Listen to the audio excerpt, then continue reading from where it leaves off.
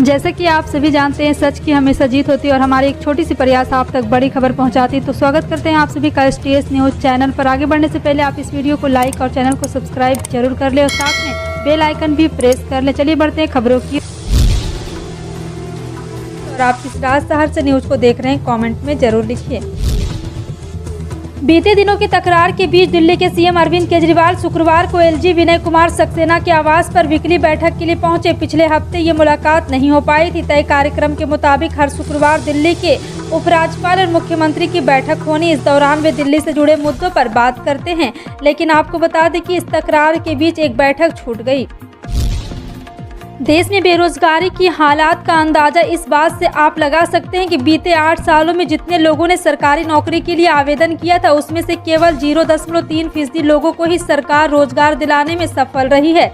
ये आंकड़े खुद सरकार के हैं। लोकसभा में सांसद अनुमूला रेवंत रेड्डी ने सरकार से सवाल किया कि 2014 के बाद से सरकारी विभागों में वो कितने लोगों को अस्थायी नौकरी दिला पाई है। इसके जवाब में कार्मिक विभाग और प्रधानमंत्री कार्यालय में राज्य मंत्री जितेंद्र सिंह ने कहा, 2014 के बाद से बीते 8 सालों में सरकारी नौकरियों के लिए कुल 22,05,238 आवेदन आए हैं, जिसमें से सरकार 7,22,311 लोगों को अस्थायी नौकरी देने में सफल रही है।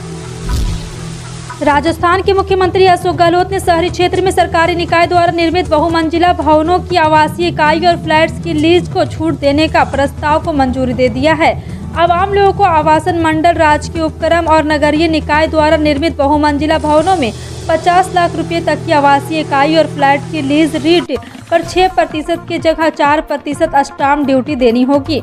इसके साथ ही वरिष्ठजनों के लिए नगरीय निकाय द्वारा आवंटित और बेचे गए भूखंडों के लिए जारी लीज डीड पर स्टाम्प ड्यूटी 6% से घटाकर 5% हो जाएगी। पंजीयन शुल्क 1% से घटकर 0.5% किए जाने का प्रावधान किया गया है। केंद्र सरकार ने रूस और यूक्रेन की जंग के दौरान भारत लौटे 20,000 मेडिकल छात्रों के भविष्य को लेकर आज बड़ा ऐलान किया। सरकार ने यूक्रेन से लौटे मेडिकल छात्रों को फॉरेन मेडिकल ग्रेजुएशन एग्जाम में बैठने की इजाजत दे दी है। विदेश मंत्रालय से मिली जानकारी के मुताबिक करीब 20,000 भारतीय छात्र यूक्रेन से लौटे हैं। बता दें कि कुछ दिन पहले ही राष्ट्रीय चिकित्सा आयोग ने नियमों का हवाला देते हुए जान बचाने के लिए करियर दांव पर लगाकर लौटे छात्रों को राहत देने से इनकार कर दिया।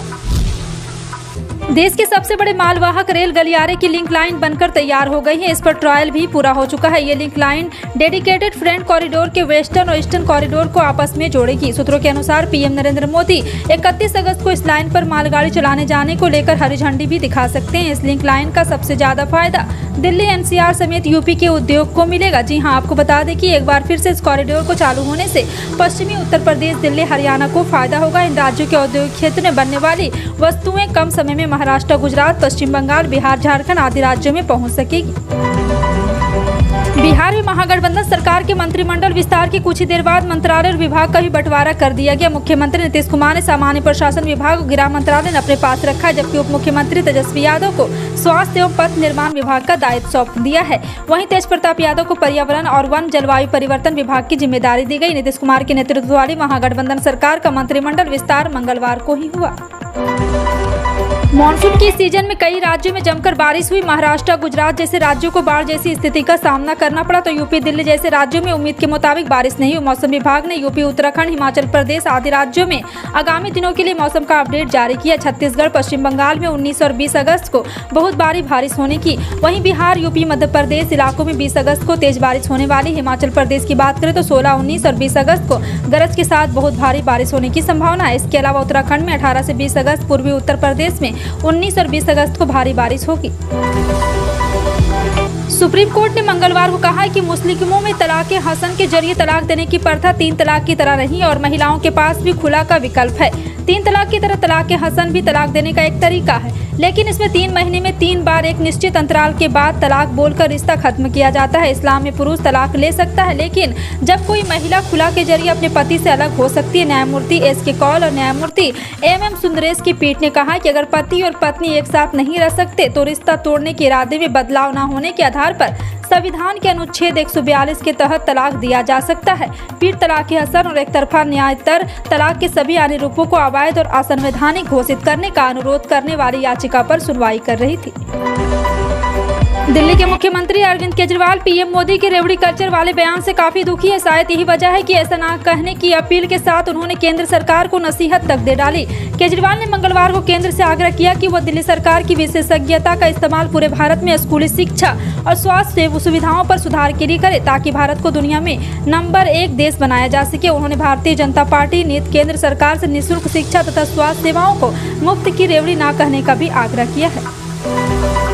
छत्तीसगढ़ सरकार ने मंगलवार को राज्य सरकार के कर्मचारियों के लिए महंगाई भत्ते में 6% की बढ़ोतरी की घोषणा की। अधिकारियों ने बताया कि राज्य सरकार ने सरकारी कर्मचारियों के लिए महंगाई भत्ते में 6% की बढ़ोतरी कर दी है, जिसके बाद अब उन्हें 28% महंगाई भत्ता मिलेगा। उनके अनुसार इस बढ़ोतरी से राज्य सरकार के लगभग 3.80 लाख कर्मचारियों को लाभ मिलेगा।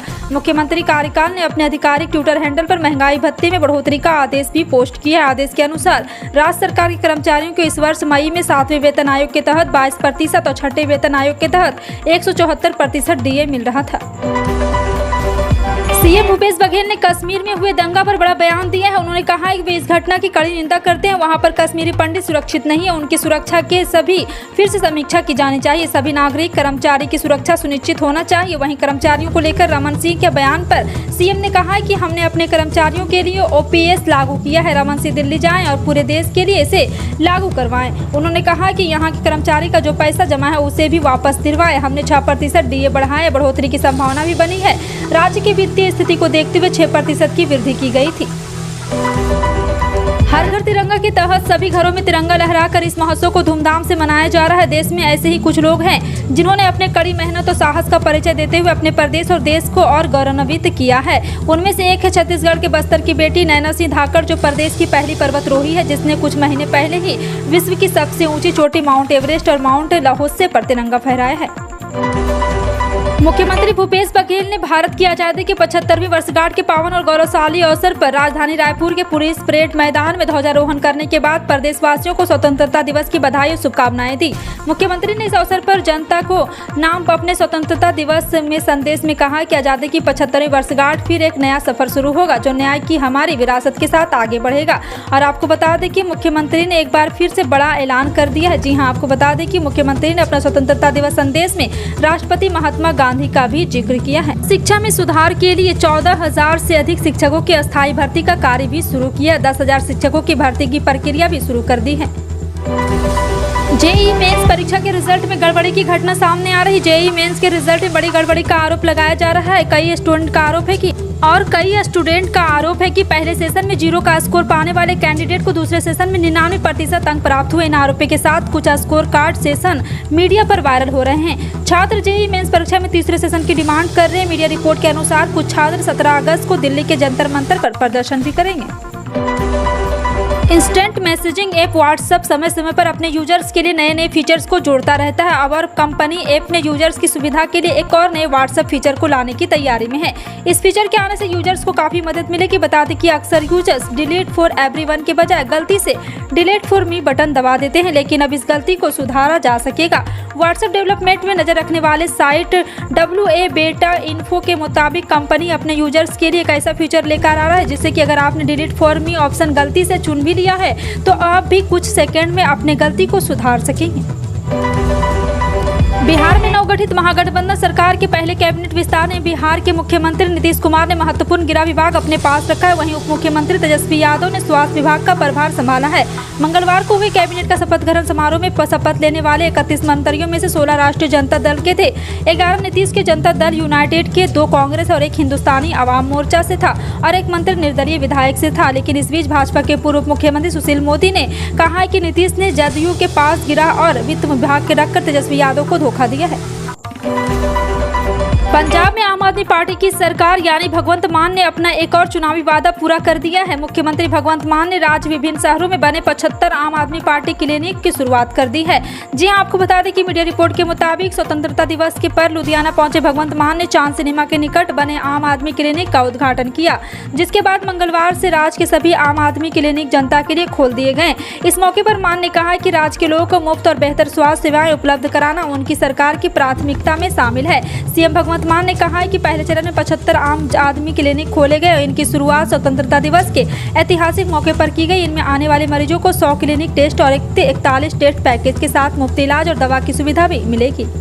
देश की तकरीबन 55 से 60% जनसंख्या के लिए खेती किसानी ही आय का स्रोत है। यहाँ की अर्थव्यवस्था का एक बहुत बड़ा हिस्सा कृषि पर ही निर्भर है। ऐसे में किसानों के बेहतरीन और उनकी आय में इजाफा करने के लिए सरकार द्वारा अन्नदाताओं को कई तरह की योजनाओं के माध्यम से फायदा पहुंचाने की कोशिश की जाती है। प्रधानमंत्री किसान सम्मान निधि योजना के माध्यम से भी सरकार कुछ ऐसा करने का प्रयास करे। इस योजना के अंतर्गत किसानों को हर साल 3 किस्त के रूप में 2-2 हजार रुपए की आर्थिक सहायता दी जाती है, जो कि अब आखिरी तारीख 31 अगस्त तक कर दिया गया है। इससे पहले इस प्रक्रिया को पूरा करने KYC जरूर करवा ले। 31 जुलाई की तारीख निर्धारित की गई थी। फिलहाल आपका इन सभी खबरों पर क्या कहना है, कमेंट सेक्शन में टाइप करके जरूर बताएं। इसी तरह की पल पल की अपडेट जानने के लिए जुड़े रहें आप अपने NTS न्यूज चैनल से।